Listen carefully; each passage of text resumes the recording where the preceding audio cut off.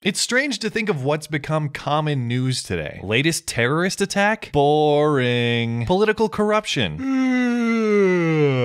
Who grabbed what ass when? Important, but too many to keep track of. And there's only so much time in the day. So when news broke that SJW students on the campus of UC Berkeley were protesting the trivial inconveniences that plagued the greatest opportunity of their lives, my initial reaction was a big, indifferent shrug. This isn't anything new. Just another bunch of gender-ambiguous future baristas fighting to preserve the cherished Jim Crow tradition of separate accommodation for colored folk.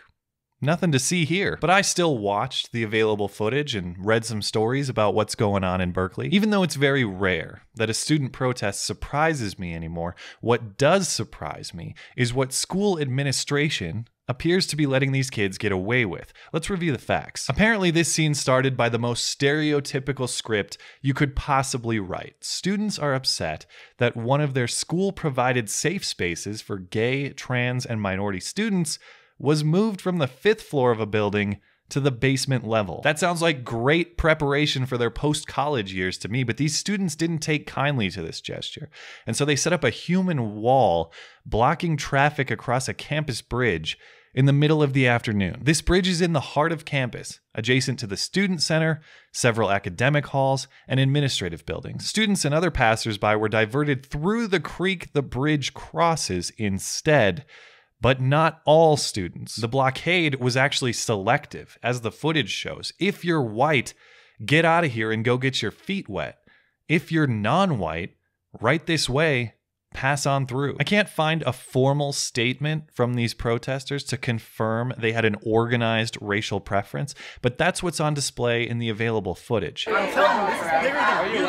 This is about whiteness. This is not about you. We don't care about you. Well, of course it's not about the individual. It never is with these identity politics. It's not about you. It's about your skin color. After all, we gotta do something about all this racism around here. When's the last time you saw such a big, concentrated group of racists? Maybe back then? Or maybe back then? Or actually, maybe there are a few more recent examples. As wrong as these protesters are, it's not new. It's not shocking. The current year has been filled with demands for racial segregation in the name of social justice. What is shocking to me is the footage appears to show campus police allowing this behavior to continue, not just the blockage of the flow of traffic, but the racially selective blockage. Campus police can be seen directing people around the bridge instead of forcing the protesters to allow a lane for traffic flow. They also stand idly by as several uninvolved people are bullied and harassed into a detour as they are trying to go about their business. And that's not all the campus police enabled these protesters to do. They also escorted them on a march through the student center, enabling them to disrupt students studying. The protesters are causing a ruckus, disrupting the people trying to study. This is ridiculous. Being quite childish. I agree with the right to protest, but disrupting the peace of others is not okay. Before heading down to the campus bookstore, apparently upset that this prime real estate is being used for such a trivial purpose. People united will never be defeated. Students protesting the presence of a bookstore.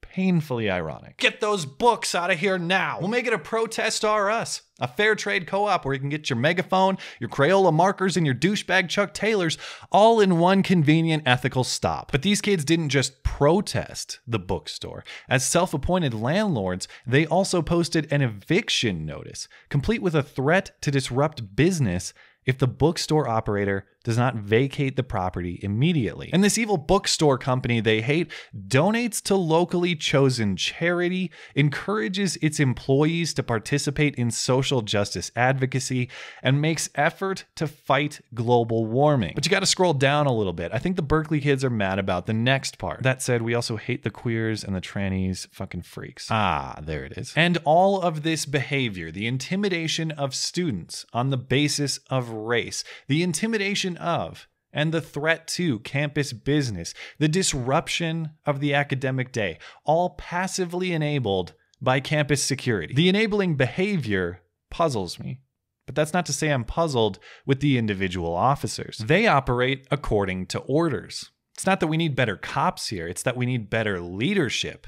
Stronger leadership keeps these crazies under control. I will shut that shit down, no exceptions. You don't really think that you were gonna get through this without being punished now, did you? I'm kidding, but only kinda. These situations require leadership that, yes, protects the right to protest and the right to advocate, but also protects the core functions of an academic environment, like studying, or buying books, or getting to class, and not being bullied trying to do these things on account of your race. If you allow these bullies to disrupt your academic environment, your institution will suffer. And that's not speculation, that's observation. When Mizzou caved to this type of academic cancer, the school paid the price. Enrollment drops, revenue drops, hiring freezes, budgets break. And ironically, that means less resources available to educate these marginalized groups for whom these crybullies claim to advocate. A safe space on campus doesn't mean much if the scholarship that would get you there